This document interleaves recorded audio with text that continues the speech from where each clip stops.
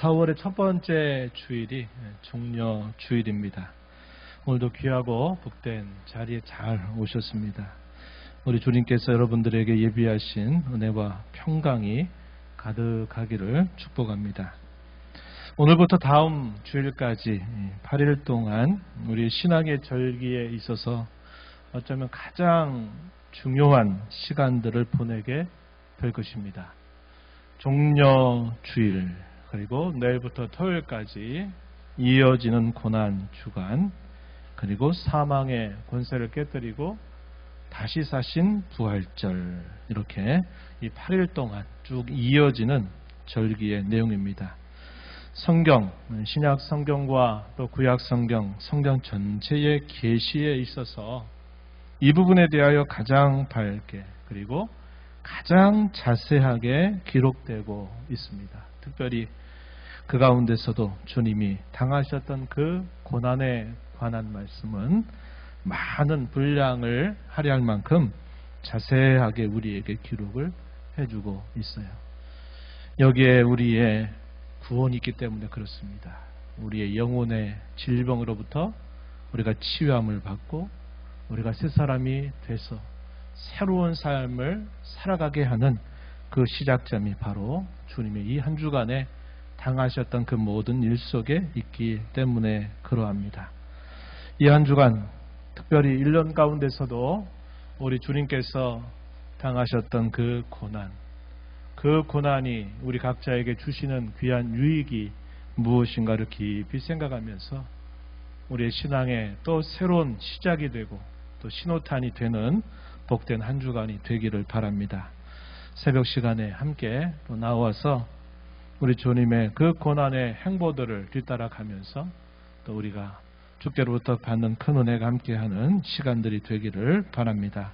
오늘도 성령 하나님께서 우리 모두를 감화하시고 깨닫게 하시고 또 결단하게 하시며 새롭게 해주시기를 다시 한번 축원합니다.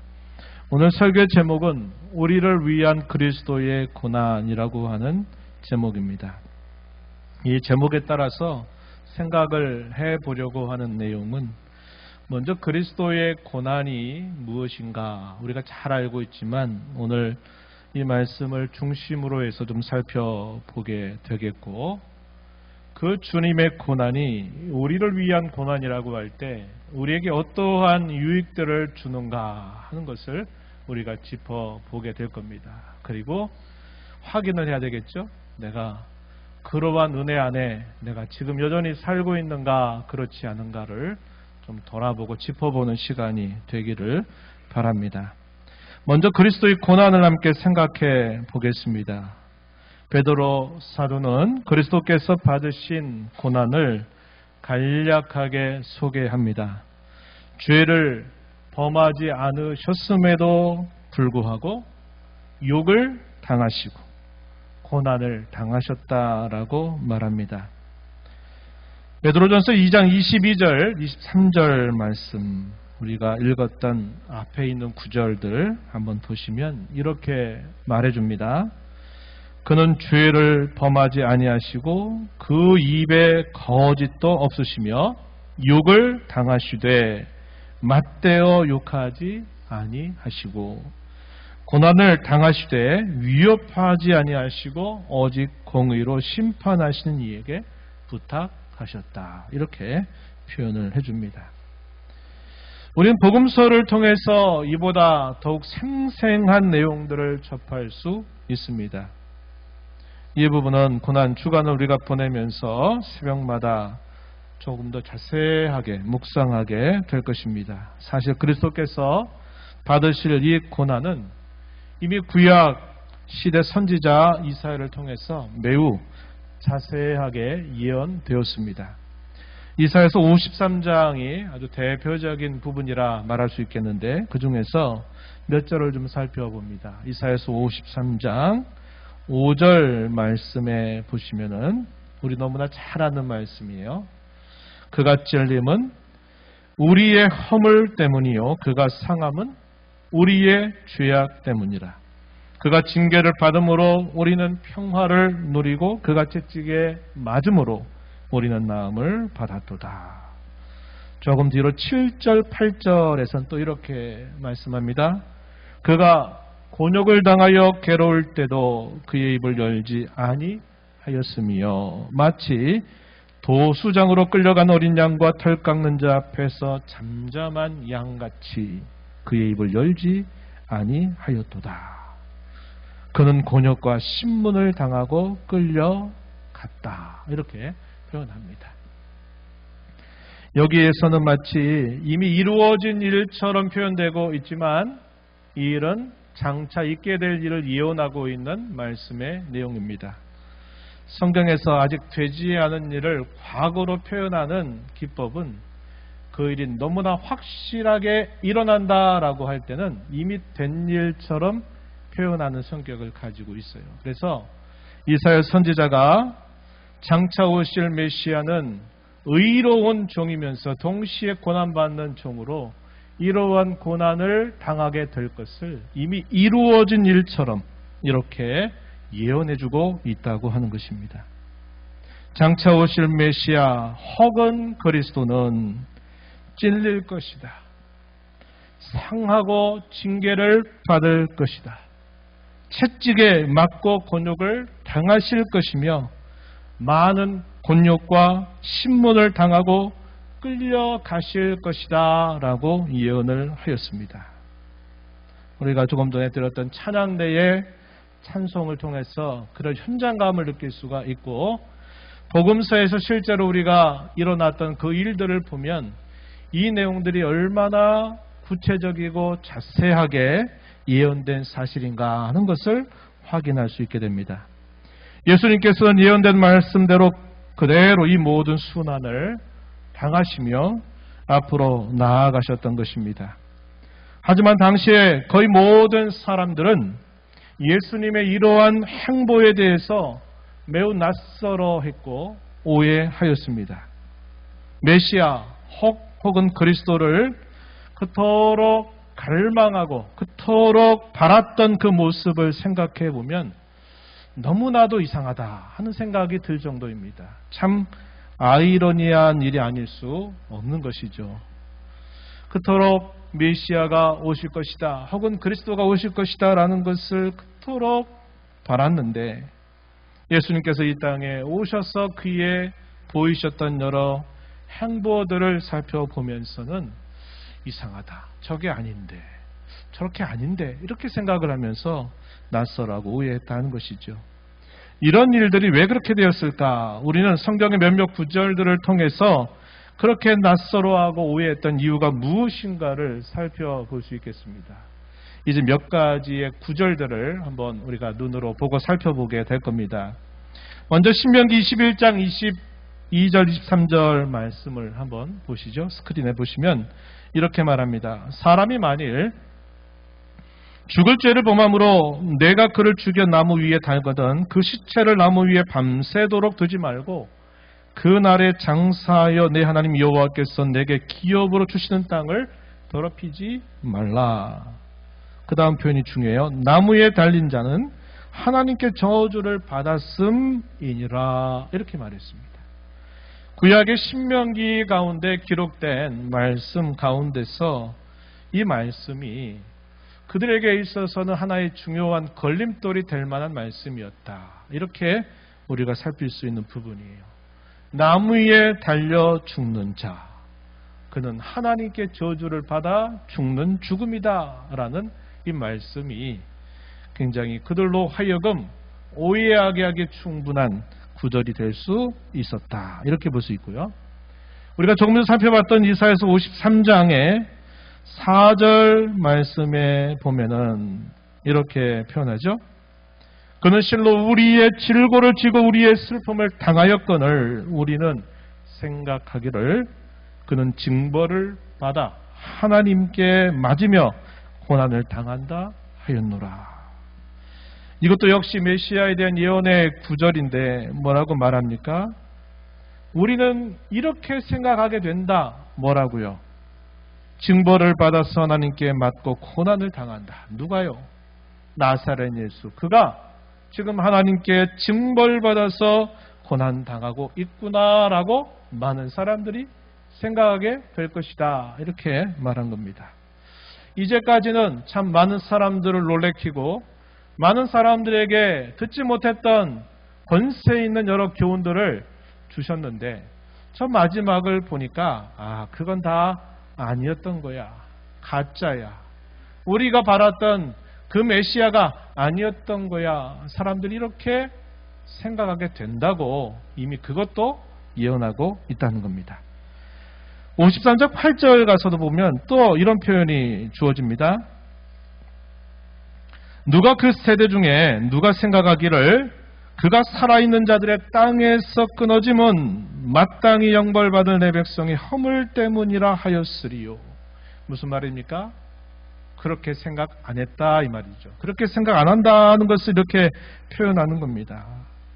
형벌받은 자기 백성들의 허물 때문에 그가 그런 일을 겪는다고 누가 과연 생각하겠느냐? 그렇게 생각 안 한다. 이렇게 예언을 하고 있다고 하는 겁니다. 또 신약성경으로 와서 고린도후서 3장 14절 말씀에서는 또 이렇게 말합니다. 그러나 그들의 마음이 완고하여 오늘까지도 구약을 읽을 때 그 수건이 벗겨지지 아니하고 있으니 그 수건은 그리스도 안에서 없어질 것이라. 이렇게 말합니다. 이 말씀의 배경이 뭐예요? 모세가 시내산에 올랐을 때 그 얼굴이 너무나 빛난 광채를 나타내니까 이 이스라엘 자손들이 모세 보기를 두려워했습니다. 그래서 모세가 어떻게 합니까? 수건으로 자기 얼굴을 가린 거예요.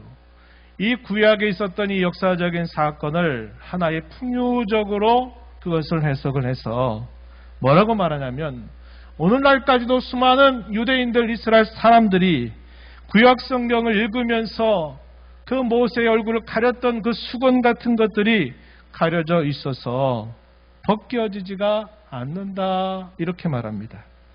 그 수건이 벗어지려고 하면 그리스도 안에서만 벗어질 수 있다 이렇게 말합니다.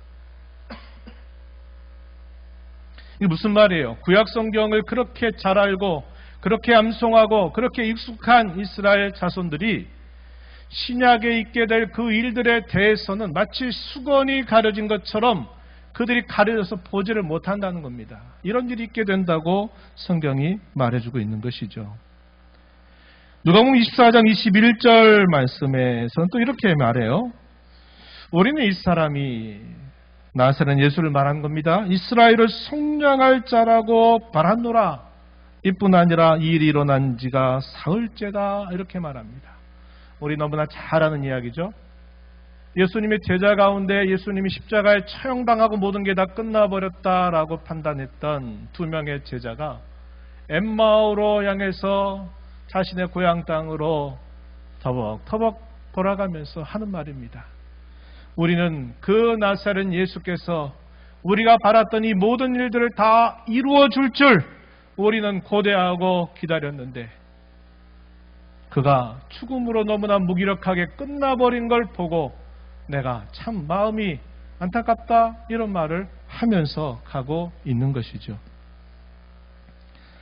또 같은 누가복음을 기록했던 후속편이라고 말하는 사도행전의 초반에 보면 또 이런 말씀이 있어요. 사도행전 1장 6절에서 이렇게 말합니다. 예수님 승천하시기 전에 제자 중에 한 사람이 이렇게 말해요. 그들이 모였을 때 예수께 여쭈어 이르되 주께서 이스라엘 나라를 회복하심이 이때니까 이렇게 묻는 겁니다. 왜 이 구절들, 이 누가복음 24장의 말미와 그리고 이 사도행전 1장의 이 말미는 예수님이 부활하시고 난 이후에 40일 동안 함께 제자들과 있다가 떠나가실 때 있었던 사건을 기록해주고 있는 것인데요. 여기서 뭘 말하는 겁니까? 이스라엘 나라를 회복한 것이 바로 이제입니까? 라고 묻는 이 물음은 뭘 말해주냐면 그들이 당시에 기다렸던 메시아의 오심과 그 메시아께서 이루실 그의 나라에 대하여서 대단히 잘못된 생각을 여전히 가지고 있구나 하는 것을 보여주는 말씀이 된다고 하는 겁니다. 자, 여러 구절들을 여러분들에게 소개해드렸어요. 이런 말씀들을 종합해보면요. 당시 구약 성경을 읽을 때 마치 수건이 가려진 상태처럼 그들의 눈이 어두운 상태에 있었다 이렇게 말해주고, 고난받는 메시아 혹은 고난받는 그리스도가 당시의 유대인들에게 얼마나 거리끼는 장애물이 되었는가를 알 수 있게 해준다 하는 겁니다. 자신들이 메시아를 기다리고 갈망하였지만 그 메시아는 고난받는 메시아이기를 원하지 않았던 거예요. 어떻게 되기를 원했습니까? 다윗이 그의 왕조를 튼튼하고 강력하게 만들었던 것처럼 그러한 통치와 그러한 권세와 그러한 능력을 단번에 이루어 주기를 바라는 그런 나라를 그들이 기대하고 바랐던 것이라는 겁니다. 고난받는 메시아는 안 맞아요. 그런 메시아 아니다 이렇게 생각을 하게 되었다 하는 것입니다. 메시아께서 이루실 나라에 대한 매우 잘못된 생각을 가지고 있었던 이런저런 다양한 이유들이 겹쳐서 예수님께서 이 땅에 그리스도로 오셔서 고난받으신 이 사실들에 대하여 당시의 거의 모든 사람들은 그것을 다 오해하였다 하는 것을 우리가 알게 되는 것입니다. 이 말씀을 기록하고 있는 베드로 사도도 처음엔 다 그런 줄 알았던 겁니다. 그도 오해했던 것입니다. 하지만 예수님의 죽으심과 부활 이후에 성령께서 깨닫게 해주셨을 때 자신과 다른 모든 사도들 뿐만 아니라 예수님을 믿고 구원받은 모든 신자들은 고난을 당하시고 다시 사신 그리스도를 전하는 그 일에 자신들의 삶을 온전히 바치게 되었습니다. 베드로 사도는 그리스도께서 고난을 받으셨지만 그 고난이 예수님 자신 때문에 받으셨다거나 혹은 예수님 자신을 위해서 받으신 것이 아님을 분명히 말해주고 있습니다. 즉 예수님 자신의 죄 때문에 받는 것도 그분 자신이 무엇인가를 보상받기 위해서 고난받으신 것이 아니라고 힘주어 말하고 있다는 것입니다. 조금 전 읽었던 베드로전서 2장 22절 23절에서 그 사실을 다시 확인할 수 있죠. 그는 죄를 범하지 아니하셨다. 이 말은 죄 때문에 그가 고난을 당하신 일이 아니다 하는 사실을 분명하게 말해주는 겁니다. 그 입에 거짓도 없고 욕을 당하심에도 불구하고 맞대어 욕하지 않고 고난을 당하심에도 불구하고 위협하지 아니하셨다. 무고한 고난을 당하는 중에 이건 무고하다, 억울하다라고 호소하거나 그것에 대해서 반대하면서 행여나 조금의 죄라도 범했을까 싶은데 그러한 일이 전혀 없으셨다라고 말하는 겁니다. 예수님은 결코 그분 자신의 죄로 인하여 잘못으로 인하여 이러한 고난을 받으신 것이 아니다. 이렇게 분명히 말해주고 있어요. 반면에 그리스도께서 고난받으신 것은 순전히 온전히 우리의 죄와 허물, 우리의 형벌을 대신한 것이고 그리하여 우리를 구원하시기 위해서 우리를 살리시기 위해서 그렇게 하신 것이다 라고 사도는 가르쳐 주고 있습니다. 베드로전서 2장 21절 말씀을 한번 보시면 이렇게 말합니다. 이를 위하여 너희가 부르심을 받았으니 그리스도도 너희를 위하여 고난을 받으사 너희에게 본을 끼쳐 그 자취를 따라오게 하려 하셨다. 어떤 표현이 등장합니까? 너희를 위하여. 이 표현과 같은 말이 무슨 말이냐면 너희를 대신하여 같은 말이라 그랬어요. 너희를 위하여 너희를 대신하여 고난을 받으셨다 이렇게 말합니다. 조금 뒤에 24절 말씀에 가서 뭐라고 말하냐면 친히 나무에 달려 그 몸으로 우리 죄를 담당하셨다 이렇게 말합니다. 그분이 받으신 그 고난의 극치가 뭡니까? 십자가에 달려서 모든 mor과 피를 다 쏟으신 그 일이 될 것입니다. 그리고 운명하신 그 일이에요.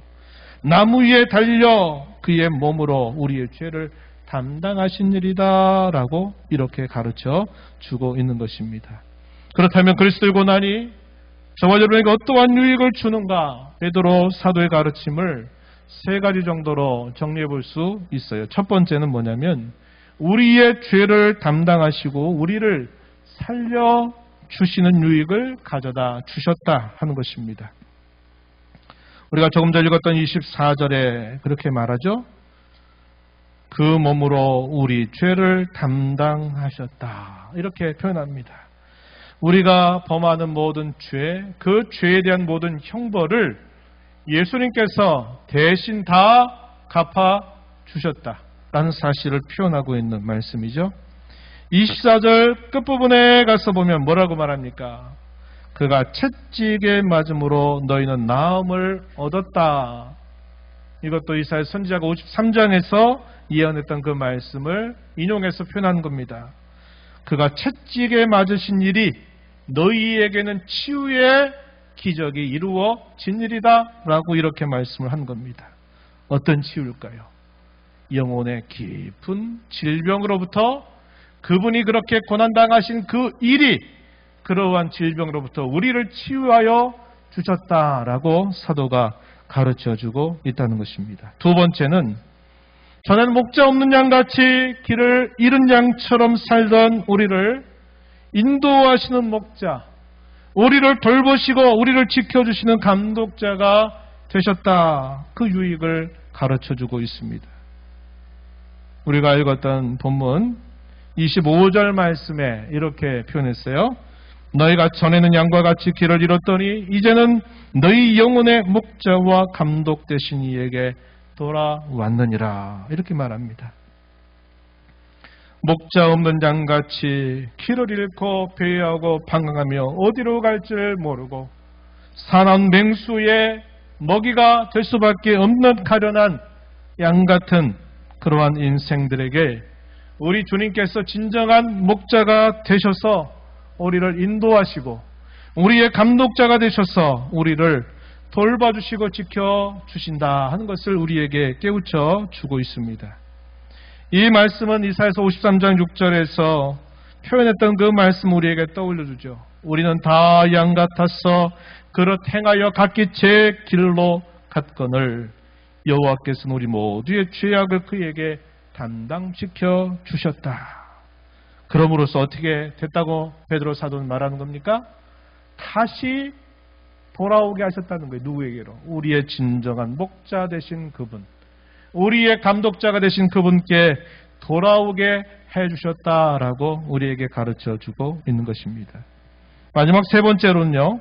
이제는 더 이상 세상을 따르고 사탄을 따르며 죄의 욕심을 따라 살지 않고 우리의 생명이신 그리스도를 따라 살게 하신다고 하는 사실입니다. 이것이 우리에게 가져다 준 귀한 유익이었음을 우리에게 말해주고 있는 것입니다.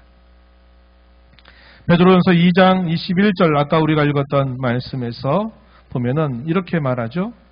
그리스도도 너희를 위하여 고난을 받으사 너희에게 본을 끼쳐 그 자취를 따라오게 하려 하셨다 이렇게 말합니다. 그리스도께서 먼저 우리를 위하여 당하신 그 고난은 우리에게 하나의 본보기가 되어서 우리도 그리스도를 따라가게 하도록 해주었다라고 이렇게 설명을 해주고 있어요. 24절 중간 부분에 보면 또 이렇게 말합니다. 우리로 죄에 대하여 죽고 의에 대하여 살게 하려 하십니다. 그리스도께서 당하신 그 고난이 주는 유익은 우리로 이제는 죄에 대하여 죽은 자가 되게 하시고 의에 대하여 살아난 자로 우리를 새롭게 해주셨다라고 우리를 가르쳐주고 있다는 것입니다. 더 나아가서 우리가 이 땅에 살고 있는 동안, 살게 되는 동안 이 고난과 시련을 만나게 될 때 그리스도의 고난을 우리의 갑옷으로 삼아서 감당하게 하고 극복하게 해주신다라고 가르쳐 줍니다. 베드로전서 4장 1절 말씀 보시면 이렇게 표현하죠. 그리스도께서 이미 육체의 고난을 받으셨으니 너희도 같은 마음으로 갑옷을 삼으라. 이는 육체의 고난을 받은 자가 죄를 그쳤습니다. 이렇게 말합니다. 그리스도께서 육체의 고난을 받으신 그것을 뭐로 삼으라고 얘기하는 겁니까? 너희가 당하는 시련과 어려움에 있어서 그것을 갑옷으로 삼으라고 우리에게 가르쳐 주고 있는 겁니다. 우리가 이 땅에 사는 동안 우리가 억울하고 어렵고 힘겨운 일들을 만나게 될 때 다른 어떤 것들이 우리에게 위로가 될 수 없을 것입니다. 일시적이고 잠시 잠깐은 우리에게 그게 위로가 되고 힘이 될지 모르나 우리가 당하게 되는 모든 시련을 온전히 위로하고 우리를 새롭게 하고 힘을 줄 수 있는 그 하나의 처방이 있다면 그 처방은 바로 그리스도께서 죄가 없으심에도 불구하고 나를 대신해서 나를 위해서 받아주신 그분의 말할 수 없는 이 고난이 우리에게 당하는 그 모든 시련과 어려움의 처방약이 된다 하는 것을 우리는 언제나 기억하고 살아가야 하겠습니다. 이것이 그리스도께서 우리에게 당하신 그 고난이 주는 여러 유익들임을 베드로 사도는 우리에게 깨우쳐 주고 있는 것입니다. 여러분 어떻습니까? 사도가 이렇게 말하는 이 고난의 유익들 여러분의 것으로 경험하면서 하루를 살고 계십니까? 아니면 마치 딴 세상 이야기처럼 이 말씀이 여러분들에게 전혀 나하고는 상관이 없는 말씀이로다 이렇게 생각이 드십니까? 이것은 성경의 분명한 약속입니다. 우리가 이 땅에 살면서 이러한 것들을 언제나 경험하고 붙들고 살아가는 저와 여러분이 되어야 하겠습니다. 이런 말씀을 우리가 생각해 보면서 몇 가지 적용을 하고 말씀을 마무리하기를 원하는데 첫 번째는 그리스도께서 당하셨던 그 고난 때문에 내가 구원을 받게 된 이 은혜 우리는 늘 하나님 앞에 감사하고 또 감사하고 또 감사하는 자로 살아가자고 결단하자 하는 것입니다. 구원함을 받은 기쁨 세상에서 제일이라고 하는 노래 가사처럼 우리가 이 땅에서 무슨 일을 만나고 어떤 일을 겪는다 할지라도 그리스도께서 나를 대신해서 받아주신 이 고난이 주는 그 유익으로 말미암아 내가 구원을 받고 인도를 받고 지키심을 받고 돌보심을 받고 영생을 품고 살아가는 이 은혜처럼 더 큰 은혜는 없다는 것을 언제나 잊지 말자고 하는 것입니다.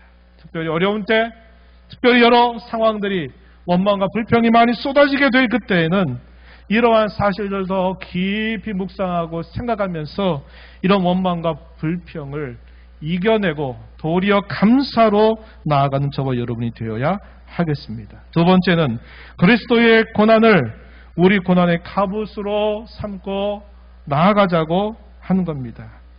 조금 전 읽었던 베드로 전서 4장 1절에서 당시의 고난과 박해의 시대를 살고 있는 흩어진 나그네와 같은 하나님의 백성들 그 교회를 향하여 베드로 사도가 편지를 쓰면서 그 고난과 시련 속에서 우리가 이 고난과 시련을 당당하게 맞서고 이겨낼 수 있는 길은 그리스도께서 우리를 위하여 당하셨던 그 고난을 유일한 처방으로 삼고 이겨 나가자고 가르치는 것처럼 오늘 이 땅을 살아가는 저와 여러분이 당하는 모든 고난이 있을 때마다 그리스도의 고난의 갑옷을 입고 맞서 당당히 나아가는 저와 여러분이 되기를 바랍니다.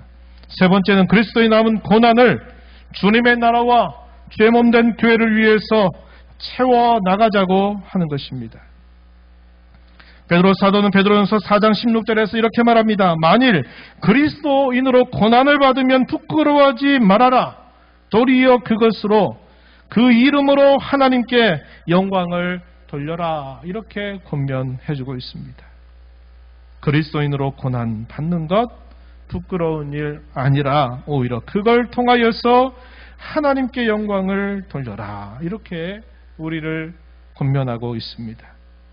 골로새서 1장 24절 말씀에서는 이렇게 말합니다. 나는 이제 너희를 위하여 받는 괴로움을 기뻐하고 그리스도의 남은 고난을 그의 몸된 교회를 위하여 내 육체에 채우노라. 골로새 교회에 보낸 편지에서 바울 사도는 그리스도 때문에 당하는 고난, 주의 몸된 교회를 위해서 당하는 그 고난을 참으로 기뻐한다. 그리스도의 남은 고난을 그의 몸된 영광스러운 주님의 교회를 위해서, 성도를 위해서 내 육체에 나는 채운다. 이렇게 말하고 있는 겁니다. 우리가 당하는 고난이 죄 때문에 당하는 징계라면 어떻게 합니까? 물론 그것도 우리에게 유익이 될 것이에요. 그러나 더 나아가서 죄 때문에가 아니라 그리스도 이름 때문에, 주의 영광 때문에, 주님의 나라 때문에, 주의 몸된 영광스러운 교회 때문에 고난을 당하게 되는 것은 이건 참으로 영광스럽고 귀한 일임을 우리에게 깨우쳐 주고 있는 것입니다. 고난을 피해가려고 하지 마십시오. 그 고난을 그리스도의 이름으로 그것을 감내하고 그 고난을 통해서 오히려 하나님께 영광을 돌리고 주의 몸된 교회를 유익하게 하는 저와 여러분의 삶이 되라고 우리에게 권면해 주고 있습니다. 오늘 우리는 종료주일을 맞아 예루살렘 입성과 함께 한 주간 고난당하신 주님의 행보를 다시 따라가면서 그분의 죽음을 통해서 우리의 죄의 죽음을 보게 될 것이고 그분의 다시 사심을 통해서 우리의 거듭남을 다시 확인하게 될 것입니다. 특히 주님의 고난받으심이 곧 나를 위한 것임을 깊이 생각하면서 구원의 은혜로 새롭게 되고 회복과 부흥의 역사를 경험하게 되는 저와 여러분 모두가 되기를 진심으로 바랍니다. 하나님 아버지, 오늘도 저희들을 불러주셔서 주의 귀한 말씀, 복된 말씀을 또다시 들려주심을 감사드립니다. 주님이 고난 받으신 그 일은 주님의 죄 때문도 아니고 주님이 무엇인가를 보상해서 얻기 위한 것도 아니라 오직 저희들을 위하여서, 저희들을 대신하여서 받아주신 고난임을 다시 한번 깨우쳐 주시고 그 고난을 통하여서 얻게 된 놀라운 유익들을 다시 저희들에게 들려주심을 감사합니다.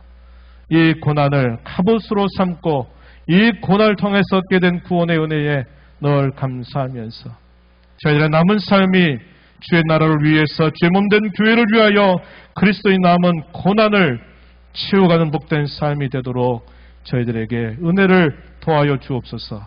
예수님 이름으로 기도하옵나이다. 아멘.